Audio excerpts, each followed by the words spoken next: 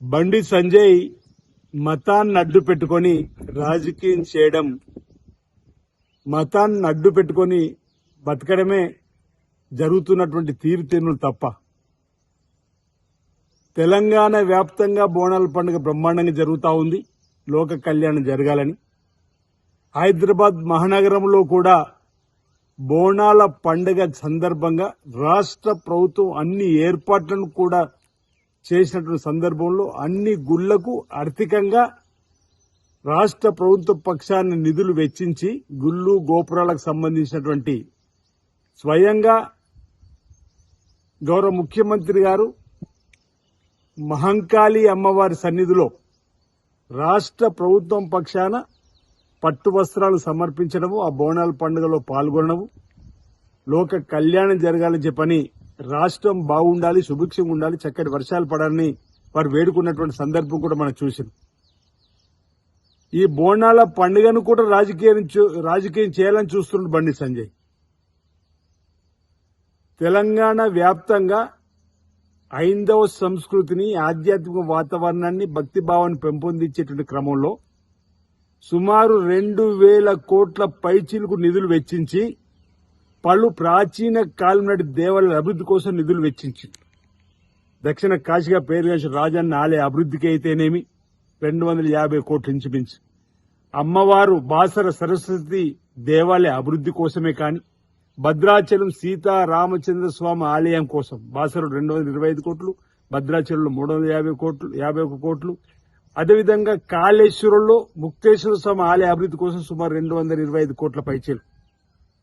ఈ విధంగా ప్రాచీన కాలం నాటి దేవాలయాలన్నింటి కూడా అభివృద్ధి పత్రంలో తీసుకొని పోవడానికి కోసం 2,000 పైచీలకు కోట్లు హైదరాబాద్ మహానగరంలో మంచిరేవుల దగ్గర ఓంకారేశ్వర స్వామి ప్రాచీన కాలం దేవాలయ అభివృద్ధి కోసం కూడా నిధులు వెచ్చించిన సందర్భంలో,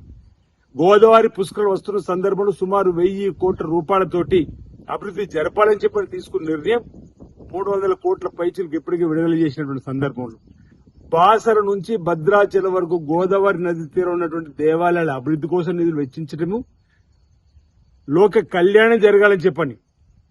ఈ విధంగా తెలంగాణలో గౌరవ ముఖ్యమంత్రి రేవంత్ రెడ్డి గారి నాయకత్వంలో పలు దేవాలయాలకు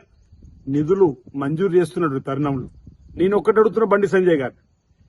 దేశవ్యాప్తంగా భారతీయ జనతా పార్టీ అధికారులు ఉన్నటువంటి రాష్ట్రాల్లో ఇంత పెద్ద మొత్తంలో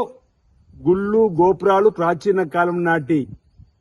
హైందవ సంస్కృతిని కాపాడేటువంటి దేవాలయ నిధులు వెచ్చించారా ఒకసారి మీరు ఆత్మ పరిశీలన చేసుకోమని చెప్పని కోరుతున్నా. ఈరోజు మీరు మాట్లాడితే మతాన్ని అడ్డు పెట్టుకొని ఏం సందేశం ఇస్తున్నారు మీరు అని అడుగుతా ఉన్నా. ఇది కాంగ్రెస్ పార్టీ లౌకిక పార్టీ అయినా అన్ని మతాలను గౌరవిస్తూ ముందుకు పోతున్న తరుణంలో ఇక్కడ ఇన్ని వేల కోట్ల రూపాయలు వెచ్చించి భక్తి భావాన్ని పెంపొందించేటువంటి కార్యక్రమాన్ని చేసేటువంటి భక్తులకు సకల సౌకర్యాలు ఏర్పడేసేటువంటి కార్యక్రమం చేస్తుంటే అభినందించాల్సింది పోయి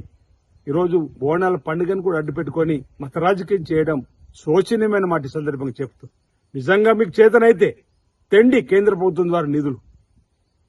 గుళ్ళు గోపురాలకు సంబంధించినటువంటి అభివృద్ధి కార్యక్రమంలో నిధులు తీసుకుని వచ్చి పాల్గొన్నారు. బోనాల పండుగను అడ్డు పెట్టుకుని కూడా రాజకీయం చేసేటువంటి సంస్కృతి ఏమాత్రం మంచిది కాదని అడుగుతుంది. పండుగల సందర్భంగా రాజకీయం తీసుకోవడం ఏమాత్రం సమంజసం కాదు చెప్తున్నా. ఈరోజు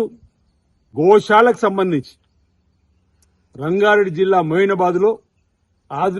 ఆధునాతన పద్ధతుల్లో గోశాల నిర్మాణానికి కోసం కూడా నిధులు వెచ్చించడం, వేములవాడ సన్నిధిలో కూడా కోడెలు ఇక్కడ ప్రసిద్ధి,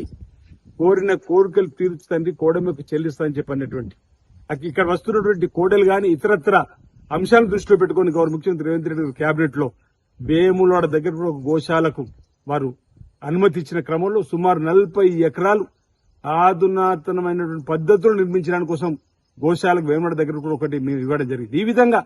మన సంస్కృతి సాంప్రదాయాన్ని సనాతన ధర్మాన్ని కాపాడే ప్రయత్నం చేయడంలో ఈ ప్రభుత్వం ముందుంది రేవంత్ రెడ్డి గారి నాయకత్వంలో. మీరేమో మతాన్ని అడ్డు పెట్టుకుని రాజకీయం చేయాలని చెప్పి చూసే కార్యక్రమం తప్ప మరొకటి కాదు. రాబో రోజుల్లో కూడా మీకు చేతనైతే కేంద్ర ప్రభుత్వం ద్వారా నిధులు తీసుకుని వచ్చి ఈ గుళ్ళు గోపురాలు దేవాలయాలకు సంబంధించిన అభివృద్ధిలో పాలు పంచుకోవడం తప్ప మతాన్ని అడ్డు పెట్టుకొని ఈ బోనాల పండుగను అడ్డు పెట్టుకొని రాజకీయం చేయడాన్ని మేము ఈ సందర్భంగా తప్పుపడతా ఉన్నాం.